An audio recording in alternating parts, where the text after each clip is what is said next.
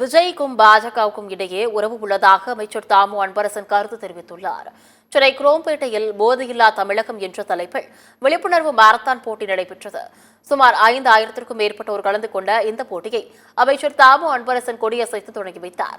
பின்னர் செய்தியாளர்களை சந்தித்த அமைச்சர் தாமு அன்பரசன் போதையிலிருந்து இளைஞர்களை பாதுகாத்திட முதலமைச்சர் மு.க.ஸ்டாலின் பல்வேறு திட்டங்களை வகுத்து செயல்படுத்தி வருவதாக கூறினார்.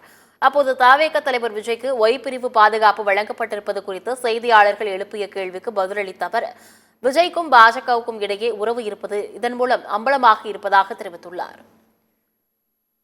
குறிப்பாக கடந்த 10 ஆண்டுகளாக தமிழ்நாட்டில் மட்டும் இல்லை, இந்தியா முழுவதும் இன்றைக்கு போதை பொருள் என்பது ஒரு தவிர்க்க முடியாத இன்றைக்கு இளைஞர்கள் மத்தியிலே ஊடுருவி இளைஞர்கள்லாம் கெட்டுப்போகிற ஒரு நிலைமை இன்றைக்கு இருக்கிறது.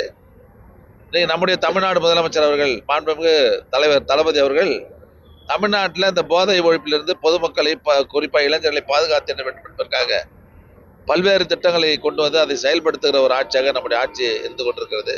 அதில் என்ன தெரியுது, இதுல இருந்து பிஜேபிக்காரன் அவங்களுக்கும் கூட்டணி இருக்குதுன்னு தெரியுதா இல்லையா? கேட்காதையே அவர் இன்னும் ஃபீல்டுக்கே வரல.